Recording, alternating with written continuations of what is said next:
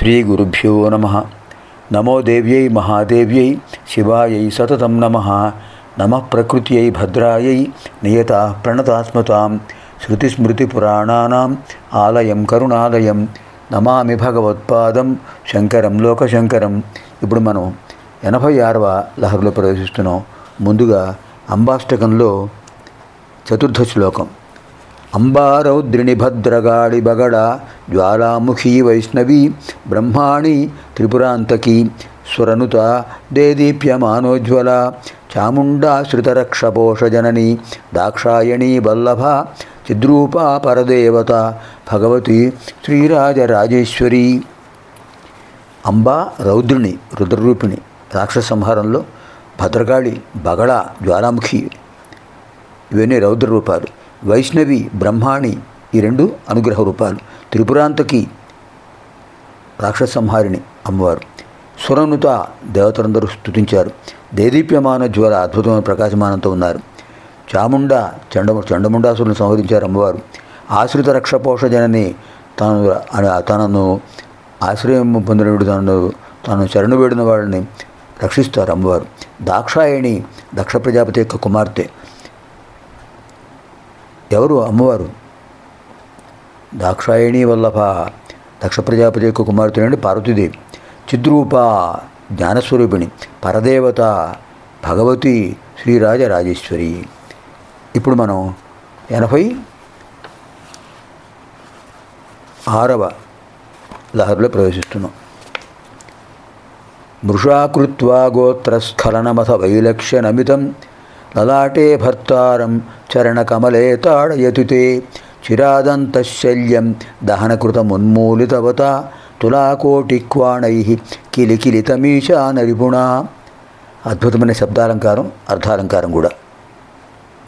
మృషాకృత్వా గోత్రస్ఖలనమథ వైలక్ష్యనమితం లలాటే భర్తారం చరణకమలే తాడయతుతే చిరాదంతశల్యం దహనకృతమున్మూలితవత తులాకోటిక్వాణై కిలికిలితమీశానరిపుణా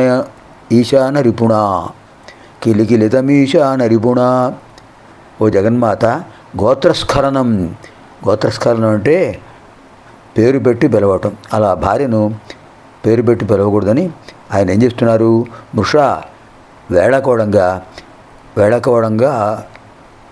ముషాకృత్వ వేళకోళంగా భావించి అథ తరువాత వైలక్ష్యనమితం సిగ్గుతో తలవంచుకున్నటువంటి జగన్మాత భర్త దగ్గర ఉన్నారు, పరమేశ్వరుడి దగ్గర.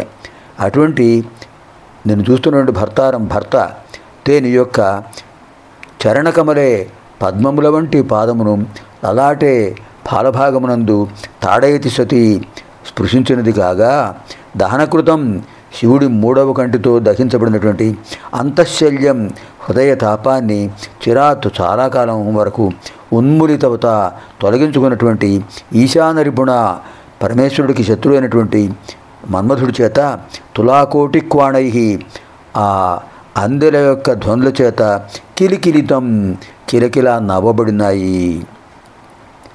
అద్భుతమైన ఉత్ప్రేక్షాలంకారం, శబ్దాలంకారం, ఉత్ప్రేక్షాలంకారం, అర్థాలంకారం, శబ్దాలంకారం రెండు ఉన్నాయి.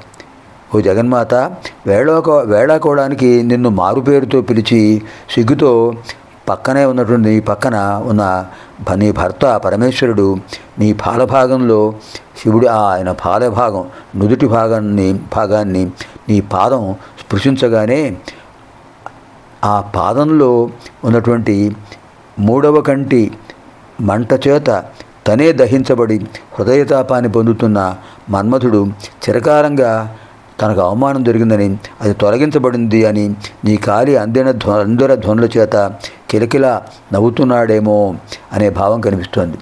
అంటే పరమేశ్వరుడు యొక్క లలాట అగ్నినేత్రంతో మన్మథుడు దహించబడ్డాడు.